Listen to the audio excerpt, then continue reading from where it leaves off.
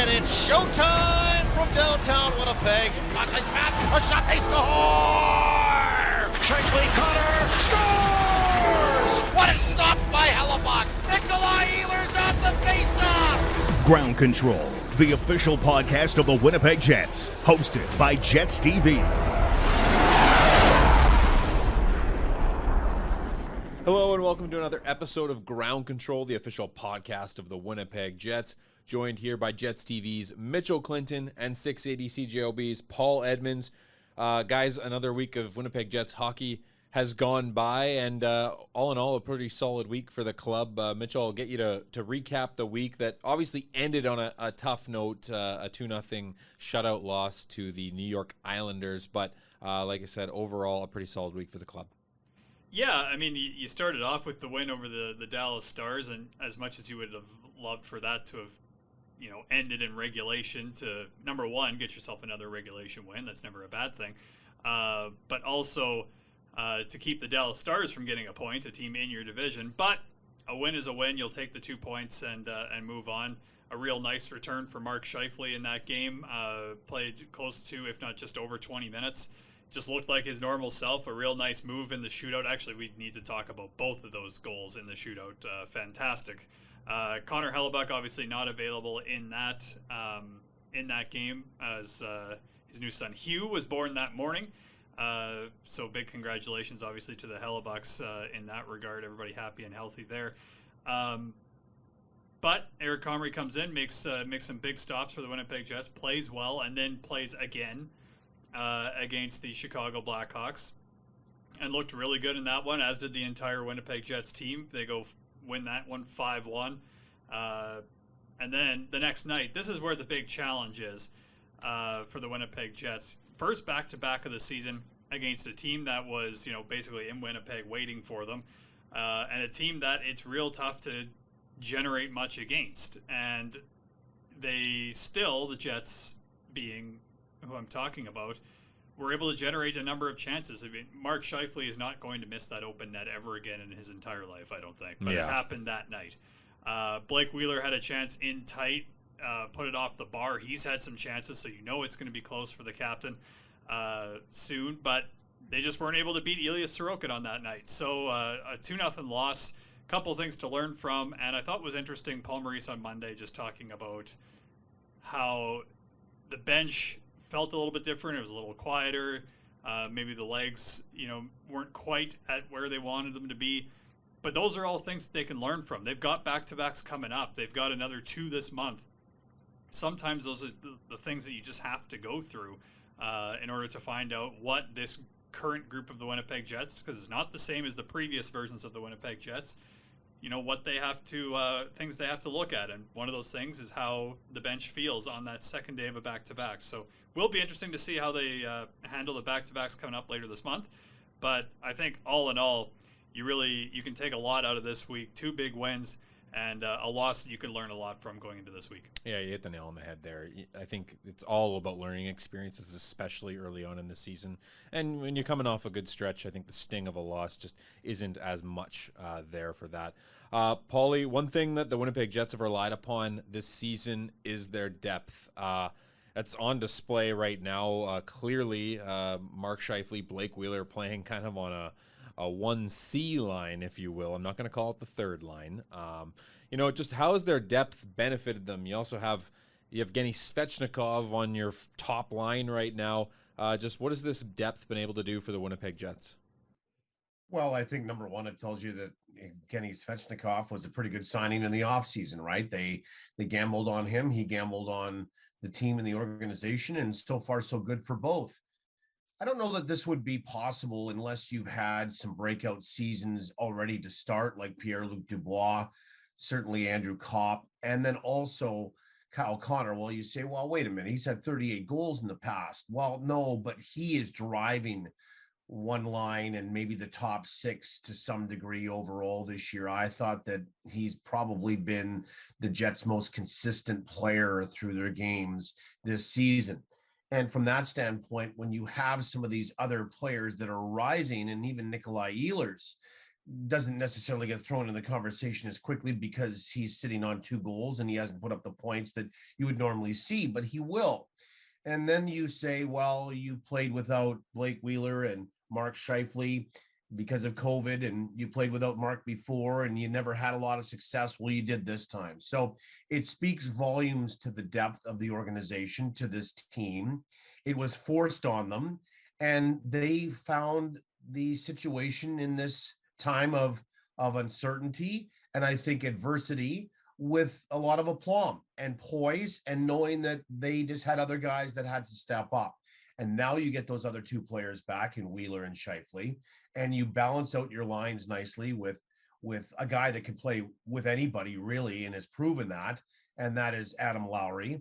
And it's pretty hard to match up against a Paul Maurice-led team when it comes to having last change in your building and the opposition coming in and going, okay, who do I really want to face? The Scheifele line, the Kopp line, the Dubois line? Like, who am I putting my checking line out against? Who am I putting my top players out against? So from that standpoint, it has been very advantageous to the Jets.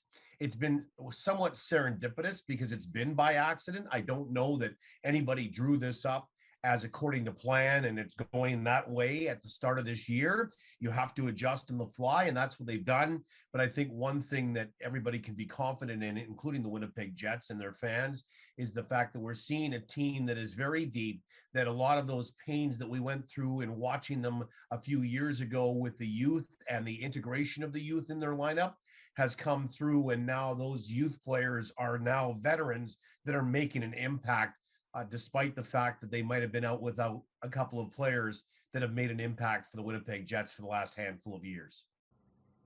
Eric Comrie, Mitchell, has been sort of thrust into the starters role last week, especially. Obviously, you mentioned off the top, Connor Hellebuck and his wife Andrea welcomed Hugh Joseph Hellebuck to the world. Baby and Mama are doing just fine, which is great to hear. But Connor came down with a little sickness, and so he was unable to be with the team following the birth of his son. So Eric Comrie found himself between the pipes a lot more frequently than I think he probably even thought.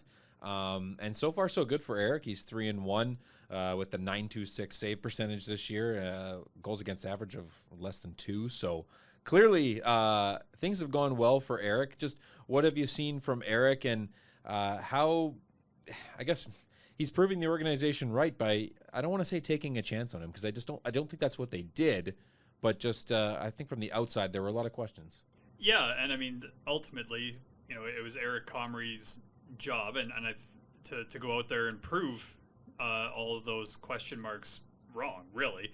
Now it's early in the season. I think Eric would say that as well. He knows he has to continue to build on things, and but what I think he's done a really good job of is just staying in the moment. He's talked a lot about it. He hasn't looked ahead even in games. The only time that he, I guess, said that maybe I'm looking a little bit ahead was the game against the Chicago Blackhawks when he was, I think it was about 19 minutes away from his first career NHL shutout. He's like, you'd be crazy to not be thinking about it at that point, because it's just it naturally will come into your head.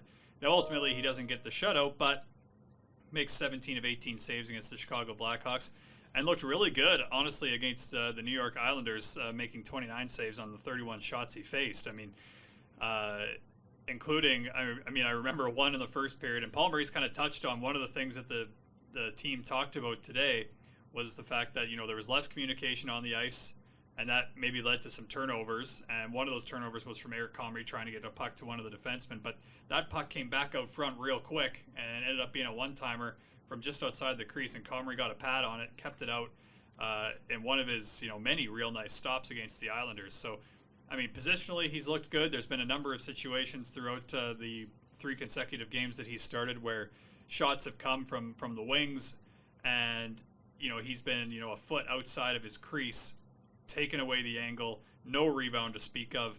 And I mean, if you've got a goaltender doing that, I mean, that's pretty much all you can ask for as a team playing in front of them. So it really seems like the Jets have a lot of confidence in Eric Comrie. Why wouldn't they? Of course, his attitude is the other thing that everybody really touches on when you speak about Eric Comrie. So, but he said since training camp, the results are what matters. And right now he's 3-1, like you said, Tyler, with a goals against average under 2. I think that's just absolutely a fantastic start for Eric Comrie. Just one quick note on Eric. I thought the really interesting comment from Paul Maurice this week was that he's seen enough of a sample size from Eric this year to now run his goaltending tandem much like he did with Laurent Brossoit. So, and I think he probably would admit that wasn't going to be the case at the beginning of the year. They were going to have to be strategic with the starts. But now that he's seen this body of work and what he's been able to do in the net, that he probably has a little bit more confidence in playing a bit more of a regular rotation. So we'll see how that shakes out.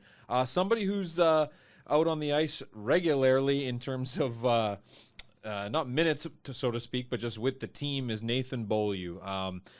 He's got an immense amount of value to this team. Maybe, Paul, you can maybe speak to a little bit of what he brings to the team and why Paul Maurice and the rest of the squad want him on the ice.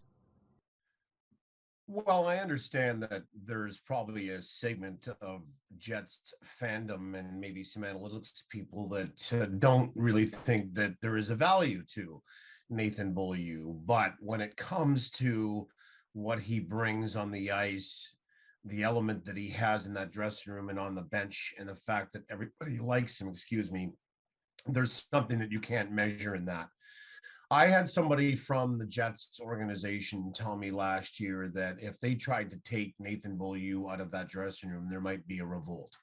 So that tells you how highly regarded he is by the other players on the team. Blake Wheeler's on the record as saying that he lobbied for the organization a couple of years ago to go out and re-sign Nathan Beaulieu to a contract extension for 2 years, of which he's on. And that speaks about the captain of your team when there's an endorsement like that. So what does Nathan Beaulieu bring? Well, Nathan Beaulieu brings a great attitude every single day. He also brings some toughness. He brings that team camaraderie. He brings that element where you know that he's going to have your back, and that's immeasurable as well. He blocks shots. He will fight. He's physical, and he's been able to go back and forth and play wherever you wanted him to play, as a seventh defenseman or into the top six when there's been a fight or somebody's gotten hurt and had to leave the game for a couple of shifts, or he's also taken some shifts on the left wing side as he did at practice this week in preparation for the continuation of this homestand. So he's trying to do whatever he can do to fit into the lineup for the Jets and provide a presence wherever they need it. And that's what he's done since day one when he got here. Let's not forget, he skates very well. He was a first-round draft pick. He has some good elements to his game aside from the other things that I've mentioned. And I think that one of the things that he just really needed to have outside of Montreal and Buffalo was a chance. And he's gotten a chance here, and it's been a real good fit for him and team. And there is a value to guys like that, and you need to have guys like that on your team. Look at the makeup of every successful team, Stanley Cup winners if you want to isolate in on those, and every single team over the years since the dawning of time in the National Hockey League has had a player or two or three on their squad that they've won a cup with, like Nathan Beaulieu. Speaking of great people, the Winnipeg Jets official podcast welcomes Nikolai Ehlers to the program. Mitchell, I'll let you intro this interview as you were the person that performed it. So much pressure. I mean, you could go many directions with Nikolaj Ehlers, but of course we chose the many trades that he's made with fans over the last, especially the last week. He's made a couple, so he speaks a little bit about that, because I was curious when you actually get to eat said products that you It's a great question. So he dives into that, and of course, Price is Right. So a whole lot going on with Nikolaj Ehlers, and we dive right into it in this interview. Jets fans, November is Hockey Fights Cancer Month, and we want you to join the fight. You can support the cause by buying online raffle tickets at winnipegjets.com/hockeyfightscancer, with all proceeds going to Cancer Care Manitoba. And don't forget, the Hockey Fights Cancer game is on November 22nd versus the Pittsburgh Penguins. Shot, they score! Get your tickets at winnipegjets.com/tickets. Help hockey fight cancer today. This is Nikolai Ehlers. You're listening to Ground Control, the official podcast of the Winnipeg Jets. Pleased to be joined by Nikolaj Ehlers on the Ground Control podcast. And Nikolai, first question for you. Your parents are in town, family's in town. How's the visit been so far? It's been great. I love having my family here, and they haven't been able to for a couple of years. So having them here for a full week and them watching some games and spending a good amount of time together is really fun, and I really appreciate it. Now, you scored in the game against Chicago with them in the building. Is scoring in front of them still pretty special for you, or is it just kind of like, oh man, I score all the time? So. It's still pretty special. I mean, you know, they've been with me on this hockey in my life, of course, but this hockey journey since I started playing. Mm-hmm. So having them in the building and scoring when they're here is always very exciting. Now, you made a number of trades actually over the last couple of days. They've been on social media. So now, if I remember a couple of years ago, it was puck for candy at that point. This past week, I think I've seen a stick for Skittles and a stick for Cheetos as well. When did you actually get to eat those? That's the big question. I mean, the first time I did it was a puck for Tic Tacs, and I ate those. Those were pretty good. And then I did the stick for the Skittles and another puck for the Cheetos. So they put them in my locker, and I take them home. So I can go and grab some whenever I want. It must be fun to be able to interact with fans again. Like, you know what I mean? Like, it's been, obviously you guys had the year last year without any fans in the building. And so now to be able to, you know, see signs that say, hey, Nikolai and stuff like that, that's got to be pretty cool. It's awesome, you know, and you know, I do these kind of things because I appreciate having the fans in the building, and you know, they take their time and to come and watch us play and make signs like that. So you know, you appreciate it, and we obviously love having our fans in the building. You know, the last year and a half of, you know, it's still hockey, but it's very different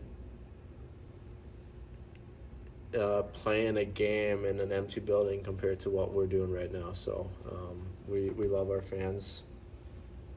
I'm curious, and I mean, Nate Schmidt brought it up, but I'm curious how Price is Right has taken over the dressing room, because I know, at least he said, you weren't initially interested in it, but now you're making bids. So this is your chance to, you know, either verify that story or give your side of it. We have never ever had that TV on in our dressing room the 7 years I've been here. And then Schmitty came in one morning and he was like, oh, the Price is Right is on. And we were like, okay. It's a show that I didn't grow up with, obviously, and I've never watched it. And he threw it on. And I mean, I kind of want to listen to music more than watch TV before skating.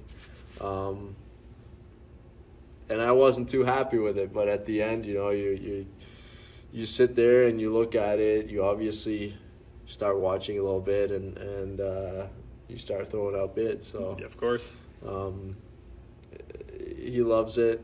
If that's what gets him going, then that's great. So we'll keep it going. Is there competition in the room? Because I know the other day, Eric Comrie, I think it was after the Chicago game, was being asked about it or whatever, and it was mentioned to him that he won the Showcase Showdown that day, and he seemed quite pumped about it. So is there like running standings or something going on in there, or do you know? Or I don't know. I must have not been in the dressing room when he won that. So I don't know, but maybe we'll have to get that going. Yeah, a couple of questions left for you here. How would you describe, I mean, how close this group is? It really seems, at least from an outside perspective, that guys like, you know, Brendan Dillon, Nate Schmidt, who we just talked about, Riley Nash, have come in and fit pretty seamlessly.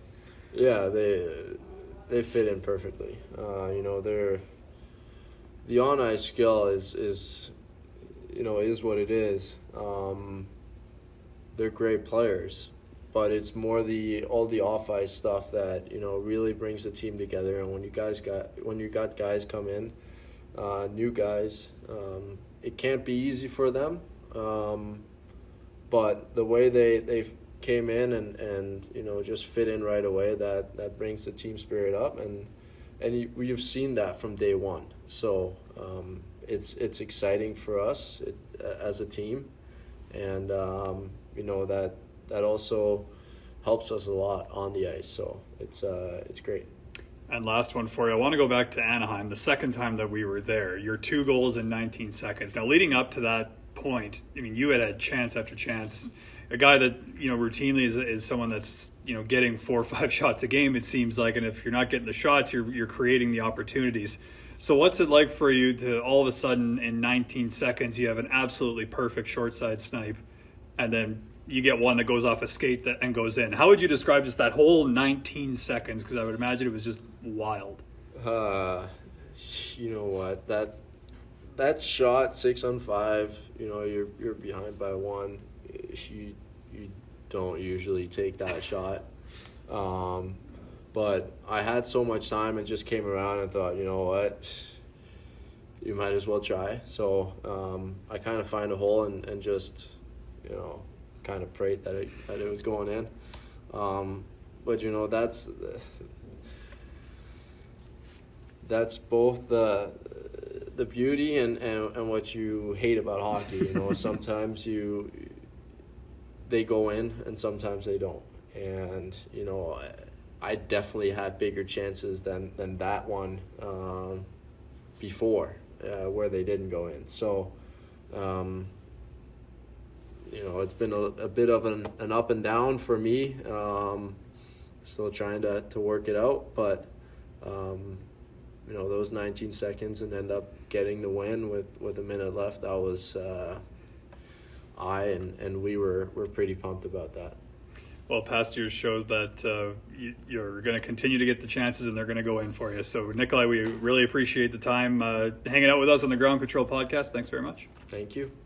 Winnipeg Jets fans, did you know that online 50-50 tickets presented by PlayNow.com are available for all Winnipeg Jets games? That's right. Whether the Jets play on the road or at home, you can participate in the game day 50-50 draw. The winner will take home half of the jackpot, with all proceeds in support of the True North Youth Foundation. Remember to buy your tickets on all Jets game days at winnipegjets.com/50-50. Thanks so much to Nikolai Ehlers for joining us on the podcast. Before we get into the second half of things, are you guys Price is Right people? Do you watch the program when you find yourself at home at 10 a.m.? I'm sure during the height of the pandemic when we were all at home, I would imagine you guys would have watched it a little bit. I'll take the first one on this one. It was a staple in my household when I was a kid, when I was sick, for sure, 100%. But I will say, ever since it hasn't been Bob Barker, I've kind of fell off a little. But still, if it's on and I see it's Showcase Showdown time, 100% I'm throwing a bid in. That's kind of how I am. Okay, I'm with Mitch. I go back to Bob Barker when he was a younger man. I remember Bob Barker on Truth or Consequences. That's how old I am. Nice. I also am with Mitch because the one thing about when you were a kid and you were sick that you could look forward to in being sick was staying at home and watching the game shows, right? Yeah. And I don't know that kids really do that anymore, but I've watched a lot of Price is Right. I don't mind Drew Carey. He's the new host. I think it's a great program. It always has been. It kind of challenges those that are really good shoppers or people that can just guess very well, right? Yeah. And I've always been intrigued by the Showcase Showdown, where if you get within, I think, $100 of both, you get both showcases. That was always kind of a rarity, but you always cheered for that. So I guess the easy answer for me, like Mitch, is yes, I'm a fan of The Price is Right. Do you guys? We're gonna keep going with this, but do you guys know anybody that's been on the show? I know there was an employee at True North, I think in the accounting department, that's been on there, and then a friend of mine, her dad was on the program as well. Any of you guys know anyone at all? I don't. No, but always wanted to be on. Yeah. Yeah, 100%. Yeah. Anyway, moving on. $1. The homestand continues here, Mitchell. This week, the Winnipeg Jets welcome in the St. Louis Blues. That goes Tuesday at 7 p.m. Thursday, the San Jose Sharks, because, of course, we have to play a team from California and close it out. And then, of course, another team from California here on Saturday, the 13th. That's a 6 p.m. puck drop. Remember, in the Plaza all November. Head down to the Plaza at True North Square for some DJ, cultural performances, snacks, drinks, all the good stuff. You have to show your QR code, and you do not have to have a ticket to the game to attend. So come on down to the plaza if you want to have a good time before the Jets game. Mitch, your thoughts on the 3 games coming up this week? Really intrigued to see the St. Louis Blues, one of the top teams in the Central Division. Really were the top team in the Central till the Minnesota Wild picked up a victory over the New York Islanders. The Wild got the Islanders on the back half of a back-to-back. Come on, I'm just kidding. That's kind of how the schedule rolls. But I'm curious to see the St. Louis Blues. Obviously made some changes in the offseason like a number of teams did. It was a real busy offseason. So curious to see them. I do think playing the New York Islanders to a certain extent before playing the Blues is a good thing for the Winnipeg Jets. Just both teams just real good structurally. So just a real good test for the Jets and an early, real important divisional game to kind of set the tone. Because you look at the rest of the November schedule, after you play the Blues, the only Central Division game that you have is the Minnesota Wild on the 26th. The rest is pretty much all Pacific except for a game against the Penguins and the Blue Jackets. So there's a lot of Pacific Division coming up, and that starts with the San Jose Sharks on the Thursday. That'll close out the season series between the two teams. No mysteries there. You know the Jets don't want to get swept in that season series. They've got 1 point out of a possible 4 so far. They definitely want to earn the split with a victory there. And then the Los Angeles Kings, another intriguing team, definitely faster than what we've seen from the Kings the last couple of seasons. So curious to see if they're take another step in that direction. It was a tough game for the Winnipeg Jets to win back in Staples Center, so no doubt they'll be a tough opponent then. So a busy week for the Jets, but I think what's been nice for them, at least in the early start of the season, is they've had kind of like Sunday, Monday. They've had like Sundays off. They've had Monday to be able to practice before they get into action on Tuesday. So curious to see how they are with practices in between every single game over the course of this week. But 3 tough games coming up and 3 nights to definitely be at Canada Life Center to see them play. Fun fact on you're talking about having Sunday, Mondays off. I asked our director of team services if, we seem to have every Sunday off, which is super strange in the NHL schedule. And he said it was actually kind of by design, whether, I don't know, it was a request by us, but it was something that was conscious. So really interesting to see how it pays off. It's paid off so far, so good, I would imagine. If you'd like to get some tickets for the home games here during the 7-game homestand or any other tickets for any game this season, winnipegjets.com/tickets. Great tickets available for every game coming up here. So make sure you're in Canada Life Center to see the Winnipeg Jets play. Keeping in the theme of the 7-game homestand, Paul, just how important can this be? I mean, it could really be a springboard. You've only dropped 1 so far. Just how important is this homestand to sort of set the tone for the rest of the regular season as we start to get into the grind of it?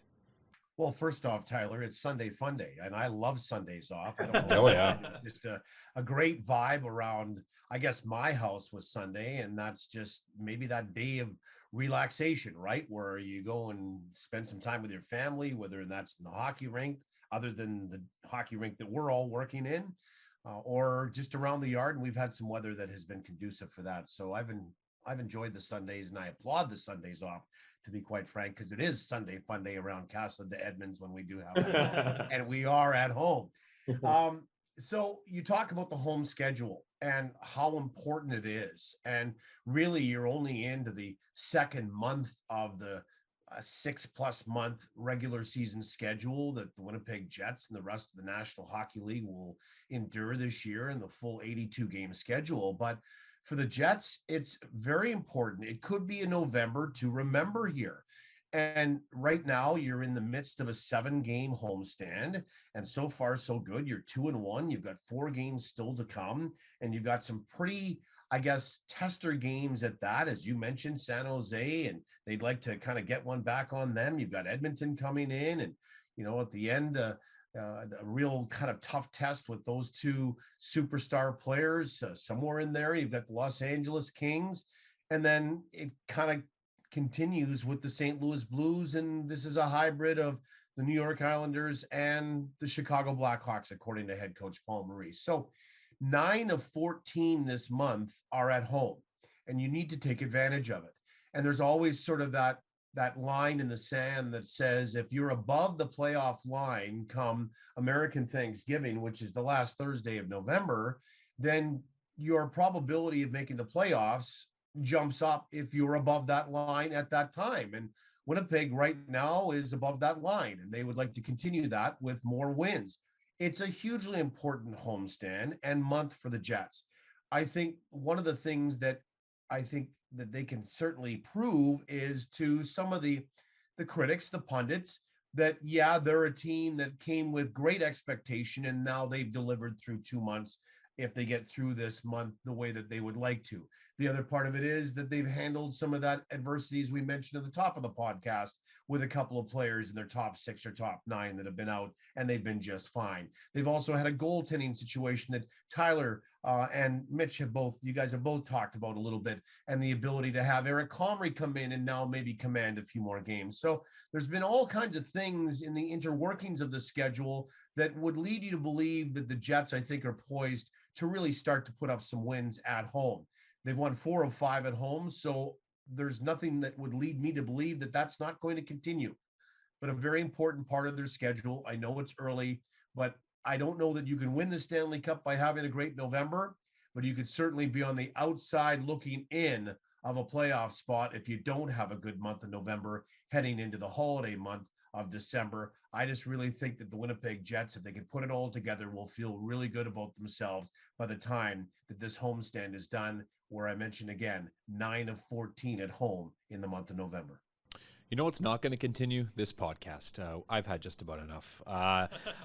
Just kidding. Always a pleasure, gentlemen. On behalf of myself, Tyler Esquivel, Jets TV's Mitchell Clinton, and 680 CJOB's Paul Edmonds. Thanks so much for listening. We really appreciate it every single week. Have yourself a fantastic week, and go Jets go.